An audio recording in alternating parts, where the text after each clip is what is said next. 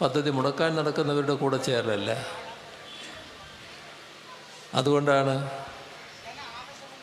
ഈ പദ്ധതികളെല്ലാം നടപ്പാക്കാനായത്. ഈ അനുഭവമുള്ള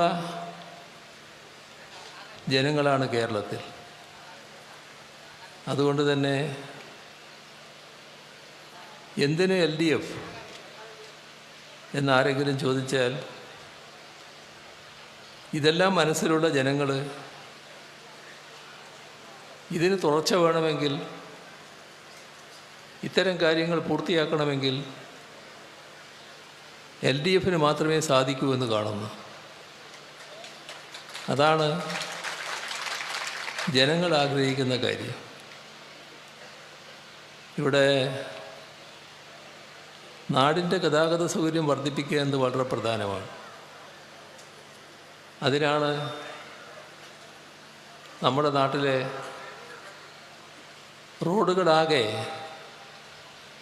നല്ല നിലയിലാക്കിയത്. നിങ്ങൾ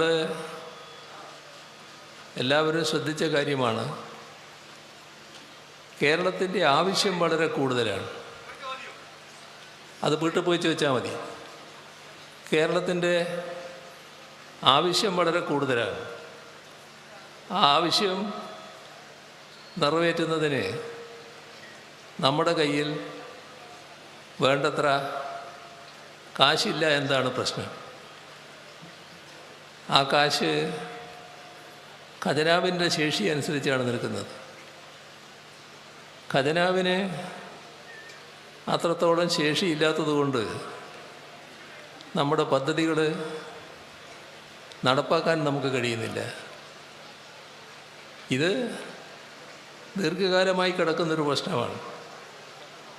എങ്ങനെ പരിഹാരം കാണും? നമ്മളും 2016 അധികാരത്തിൽ വന്നപ്പോൾ ഈ പ്രശ്നമാണ് ഏറ്റവും അധികം നേരിട്ടത്. അന്ന് ഗവൺമെൻറ് കണ്ടു, നമ്മുടെ ബജറ്റിനെ മാത്രം ആശ്രയിച്ച് നമ്മുടെ പദ്ധതികൾ നടപ്പാക്കാൻ തുടങ്ങിയാൽ ഒരുപാട് കാലം പിടിക്കും.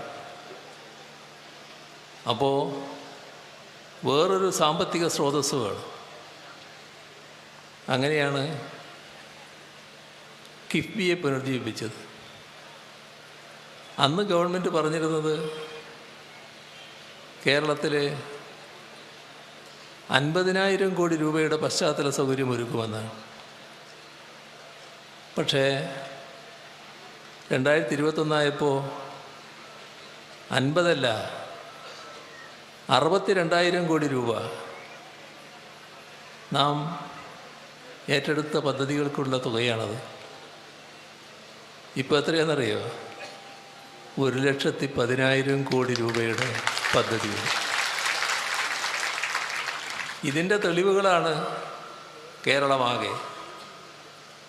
നല്ല റോഡുകൾ, പാലങ്ങൾ, ഫ്ലൈ ഓവറുകൾ, ഓവർബ്രിഡ്ജുകൾ, വിവിധ സ്കൂൾ കെട്ടിടങ്ങൾ, ആശുപത്രി കെട്ടിടങ്ങൾ, അവിടെയെല്ലാം വന്നിട്ടുള്ള മറ്റ് സൗകര്യങ്ങൾ, മറ്റ് പദ്ധതികളുടെ ഭാഗമായുള്ള പ്രവർത്തനങ്ങൾ.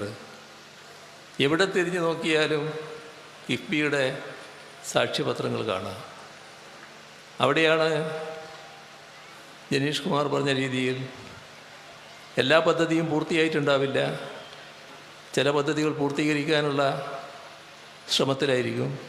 അതിൻ്റെ ഒരു ഭാഗം നല്ല നിലക്ക് പൂർത്തിയായിട്ടുണ്ടാവും, ബാറ്റ് ഭാഗം പൂർത്തിയാവണം. ഇതെല്ലാം പൂർത്തിയാകണമെങ്കിൽ, ഇതിനെല്ലാം നല്ല തുടർച്ച വേണമെങ്കിൽ LDFന് മാത്രമേ കഴിയൂ എന്ന് ജനങ്ങൾ കരുതുന്നു. അതാണ് LDFനെ ജനങ്ങൾ എന്തിന് LDF എന്ന ചോദ്യത്തിന് LDF